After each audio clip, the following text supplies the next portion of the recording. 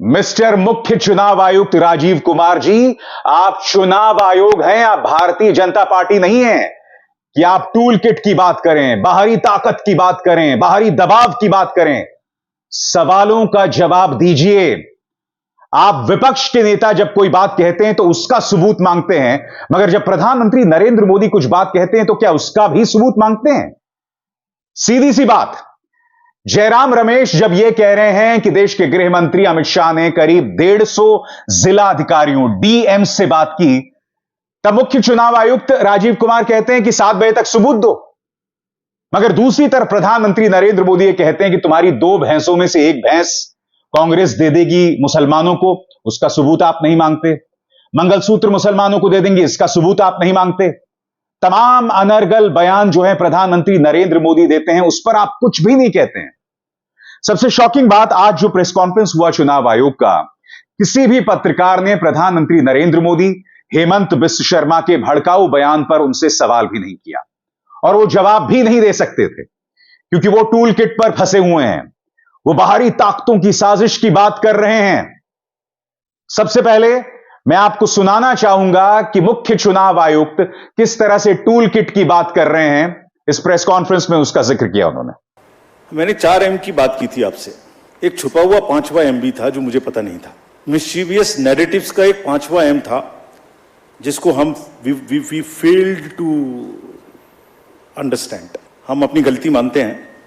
हमने fake news, fake narratives, political parties के बीच में चलेंगे, उनको लड़ाएंगे, किसी की पिक्चर किसी से लगाएंगे, ये सोचा था। उसको रोक दिया। हिंसा रोक दी, मनी रोक दी, मिस इन्फॉर्मेशन वहां रोक दी, एमसीसी भी बाय एंड लार्ज रोक दी। ये नहीं इसको पता ही नहीं था। एक पैटर्न था, सब बह गए उसमें और हम समझ ही नहीं पाए क्या हुआ। क्या था पैटर्न? पहले एक केस आता है इलेक्शन शुरू होने से पहले कि वोटर लिस्ट खराब है।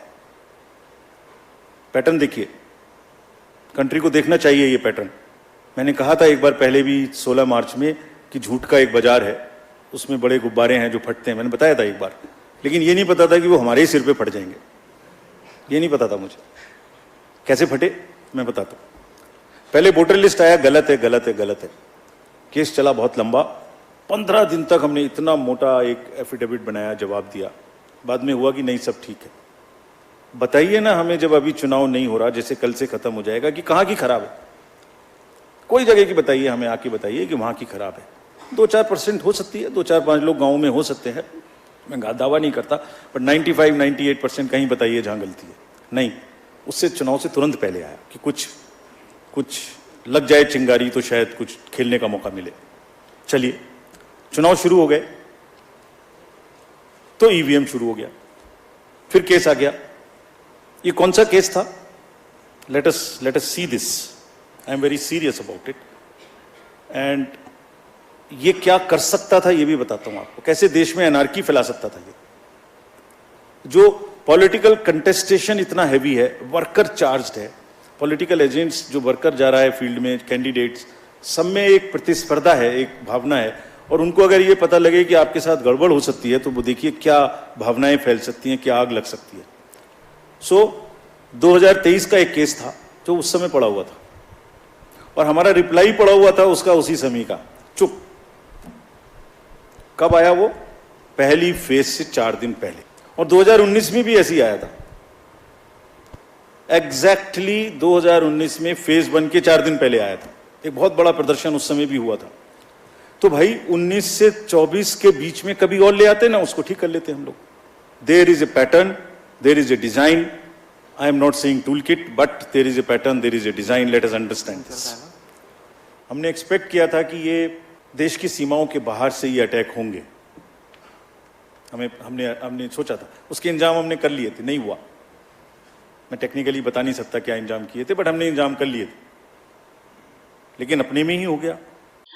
मैं राजीव कुमार जी से पूछता हूं कि देश के प्रधानमंत्री नरेंद्र मोदी ने कहा था कि भाई आपकी सारी संपत्ति ज्यादा बच्चा पैदा करने वाले मुसलमानों को दे दिया जाएगा, वो मुसलमान जो घुसपैठी हैं। प्रधानमंत्री ने मुजरा शब्द का इस्तेमाल किया था विपक्ष के नेताओं के लिए। प्रधानमंत्री ने तुम्हारी 2 भैंसों में से एक भैंस दे दिया जाएगा। हेमंत बिस्व शर्मा अपनी हर सभा में मुसलमानों के बारे में अनर्गल प्रलाप कर रहे थे। और मैं नहीं भूला हूं कि आपने अपनी तरफ से बस एक फरमान जारी कर दिया था जेपी नड्डा को, कायदे से आपको हेमंत बिश्व शर्मा और प्रधानमंत्री को यह फरमान जारी करना था, उनके चुनावी कैंपेनिंग पर रोक लगाना था, मगर आप में हिम्मत नहीं हुई। मैं याद दिलाना चाहूंगा मिस्टर राजीव कुमार आपको कि सुप्रीम कोर्ट ने अपने आदेश के दौरान क्या कहा था, अपनी जिरह के दौरान, जब चुनाव आयोग का मामला सुप्रीम कोर्ट के पास पहुंचा था, कि हमें ऐसा चुनाव आयोग चाहिए जो प्रधानमंत्री से भी सवाल पूछने में आनाकानी ना करे, कायरता ना दिखाए। मगर वो सवाल आप पूछ नहीं सकते हैं, उल्टा आप टूल किट की बात करते हैं, अनर्गल बातें करते हैं। मैं फिर आपसे सवाल पूछना चाहता हूं कि आप उन सवालों से बच क्यों रहे हैं। बहरहाल मैं आपको बता दूं, विपक्ष ने तल्ख तेवर अपनाए हुए हैं। चूंकि अब से करीब 24 घंटे के बाद यह स्पष्ट हो जाएगा कि अगली सरकार किसकी होगी, तो अखिलेश यादव कह रहे हैं कि हमारी तैयारी पूरी है। अखिलेश यादव कह रहे हैं कि हम जानते हैं कि बीजेपी गड़बड़ी करेगी, इसीलिए हमारी तैयारी पूरी है। सुनिए अखिलेश यादव क्या कह रहे हैं। फॉर्म 17C की कॉपी एजेंटों के पास है, लेकिन उसमें यह भी जानकारी होनी चाहिए आपको कि 17C एजेंट के दस्तखत नहीं होते हैं, लेकिन एजेंट के पास वो फॉर्म 17C होता है, उसे जानकारी होती है कितना वोट पड़ा है। ये हमारी पार्टी के कार्यालय में हमारे पास पूरे हैं, क्योंकि हमें पता था कि बीजेपी किसी भी साजिश षड्यंत्र में शामिल हो सकती है, इसलिए जानकारी पूरी हम लोगों ने डे 1 से रखी है। अखिलेश यादव ने चुनाव आयोग पर भी करारा प्रहार किया। अखिलेश यादव कहते हैं यह जवाब चुनाव आयोग को देना चाहिए कि अगर किसी को इस बात का शक है कि वोट आखिरकार क्यों बढ़ रहा है, जो फॉर्म 17C है उसमें पूरी जानकारी है, कितना वोट पड़ा है। मुझे उम्मीद है चुनाव आयोग तमाम नियमों का पालन करेगा। देखिए, ये जवाब इलेक्शन कमीशन को देना चाहिए, क्योंकि ये कॉन्स्टिट्यूशनल बॉडी है, और अगर किसी को इस बात का शक है कि वोट आखिरकार क्यों बढ़ रहा है, जो फॉर्म 17C है उसमें पूरी जानकारी है कि कितना वोट पड़ा है। मुझे उम्मीद है कि इलेक्शन कमीशन तमाम नियमों का पालन करेगा और एजेंट से लेकर के जो जानकारी है वो भी सही देंगे। एजेंट जो मौके पर रहेंगे उनको भी सुरक्षा का इंतजाम इलेक्शन कमीशन करेगा, क्योंकि जब भारतीय जनता पार्टी कमजोर दिखेगी, हार की तरफ जाएगी, तो शासन प्रशासन उनका है, उनकी कोशिश होगी कि एजेंटों को भी डराएं धमकाएं। यह सवाल मुख्य चुनाव आयुक्त राजीव कुमार से पूछा गया, वो बुरी तरह से बौखला गए और उन्होंने कहा कि हम सिर्फ 4 दिन बाद यह जानकारी दे रहे हैं कि कितना वोट पड़ा। सुनिए मुख्य चुनाव आयुक्त ने क्या कहा। सर, नीरज नेटवर्क 18 से आपने पोलिंग परसेंटेज डेटा के ईवीएम से जुड़े जो सवाल थे, जो सवाल खड़े किए जा रहे थे सुप्रीम कोर्ट के आदेश के बाद, उस पर संदेह फिर खत्म हो गया। लेकिन ईवीएम वोटिंग टर्नआउट पे सवाल ये नहीं था कि बढ़ाया गया, लोग कह रहे थे पॉलिटिकल पार्टीज के लोग या बाकी लोग, लेकिन ये संदेह जरूर खड़ा हुआ था कि आखिर इतनी देरी क्यों हो रही थी। आपके सिस्टम में कहीं लूपहोल्स थे, चाहे वो आरओ के लेवल पे हो, डिस्ट्रिक्ट के लेवल पे हो, उन्होंने देने में देरी क्यों? क्योंकि आपकी तरफ से आधिकारिक तौर पे जो जारी किया गया वो रात के 11 बजे तक जो अपडेट किया, और उसके बाद सीधे पहले फेज का 11 दिन बाद, दूसरे फेज का 4 दिन बाद, और अभी तक फाइनल डेटा लास्ट फेज के भी आधिकारिक तौर पे नहीं दिया गया। आप वोटर टर्नआउट का जिक्र कर रहे थे, अगर वोटर टर्नआउट का जिक्र कर रहे थे तो फिर उस पे छोड़ देते, अपनी तरफ से नहीं देते। अगर अपनी तरफ से दे रहे थे तो फाइनल डेटा देते। सवाल ये नहीं कि आप बढ़ा रहे हैं, लेकिन सवाल ये जरूर है कि सिस्टम में लूपहोल्स हैं। टोटल वोट हमने 7th फेज की परसेंटेज नहीं दी। कब हुआ 7th फेज? 1st को हुआ, आज 3rd है, रीपोल हो रहा है। आप भी ऐसे प्रश्न पूछते हैं जिसका जवाब देना मुश्किल है। रीपोल हो रहा है आज। पहले दिन रात को 12 बजे, 1 बजे, 3 बजे तक किसी एक पोलिंग स्टेशन पे, किसी एक काउंटिंग सेंटर पे जाके देखिए, आप लोग गए होंगे।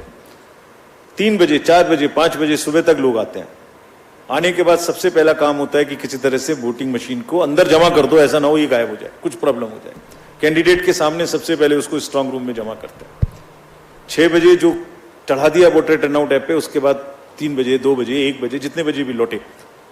उसके बाद अगले दिन सुबह उठ के बिना सोए 1 बजे वो फिर से आके वापस बैठ जाते हैं स्क्रूटनी करने। उसके बाद डाटा भरना शुरू करते हैं। उस दिन पता लगता है कि 2nd डे है, वो 3rd तब पता लगता है कि रीपोल तो नहीं होना। कल पता लगा रात को कि वेस्ट बंगाल में 2 रीपोल होने, आज हो रहे हैं। कहां से डाटा देते? 4th डे दे देंगे आपको। सारी फेज में 4th डे दिया है। खाली नैरेटिव्स को प्लीज समझने की तो कोशिश करिए। ये अफवाहें हैं। पहली फेज का जरूर वोटर टर्नआउट ऐप का डाटा, जबकि मिनट असेंबली और पार्लियामेंट वाइज अवेलेबल था। कुछ न्यूज़पेपर्स ने सेकंड डे रिपोर्ट किया है 64%। बहरहाल दोस्तों, इस बात को कोई नजरअंदाज नहीं कर सकता कि जब मतगणना होगी तो आजाद भारत के इतिहास में जितने भी चुनाव हुए हैं और जितने भी चुनावों में काउंटिंग डे हुए हैं, ये सबसे ज्यादा अप्रत्याशित दिन है, क्योंकि लगभग हर बूथ पर विपक्ष जो है वो न सिर्फ अपने काउंटिंग एजेंट्स बल्कि अपने वकीलों के साथ भी खड़ा हुआ है। इस बार विपक्ष पीछे हटने का नाम नहीं ले रहा। अखिलेश यादव कह रहे हैं कि पतंग जितनी ऊंची उड़ती है उतना ही बुरा होता है, उतना ही बड़ा होता है उसका पतन। सुनिए वो क्या कह रहे हैं। मैं आपके बीच में आपके माध्यम से कुछ बातें रखना चाहता हूं। मैं शुरुआत करता हूं कि जितनी ऊंचाई पर जाकर कटती है पतंग, उतना ही बड़ा होता है उसका पतन। भाजपा कई दोषों के लिए जिम्मेदार है। सामाजिक रूप से भाजपा ने देश में सौहार्द बिगाड़ा, व भाईचारा खत्म किया, जाति के खिलाफ जाति, संप्रदाय के खिलाफ संप्रदाय लड़वाया, संविधान द्वारा दिए गए आरक्षण को साजिशन खत्म करने के लिए बेरोजगारों से छल किया, पेपर लीक कराए, देश के लिए आगे बढ़कर लड़ने वालों की बहन बेटियों के लिए जानबूझकर अपने मंत्रियों से अपशब्द कहलवाए, महिलाओं के प्रति अपराध बढ़ाए, मणिपुर हाथरस महिला पहलवान, पिछड़े दलित अल्पसंख्यक व आदिवासियों पर अत्याचार और सबसे खराब व्यवहार किए जाने के लिए रिकॉर्ड बना। तो यकीनन दोस्तों, ये किसी थ्रिलर फिल्म से कम नहीं होने वाला है और इस मंच पर हम आप तक सारी जानकारी पहुंचाएंगे, सारी महत्वपूर्ण जानकारी। मैं लाइव भी रहूंगा, इसके अलावा आप तक एनालिसिस भी पहुंचाऊंगा। आपको मेरे मंच पर बने रहना है, क्योंकि यहां न सिर्फ आप लाइव प्रसारण देखेंगे बल्कि मैं आप तक मिनट दर मिनट एनालिसिस भी पहुंचाता रहूंगा। अभिसार शर्मा को दीजिए इजाजत। नमस्कार। स्वतंत्र और आजाद पत्रकारिता का समर्थन कीजिए, सच में मेरा साथी बनिए। बहुत आसान है दोस्तों, इस ज्वाइन बटन को दबाइए और आपके सामने आएंगे ये 3 विकल्प, इनमें से एक चुनिए और सच के इस सफर में मेरा साथी बनिए।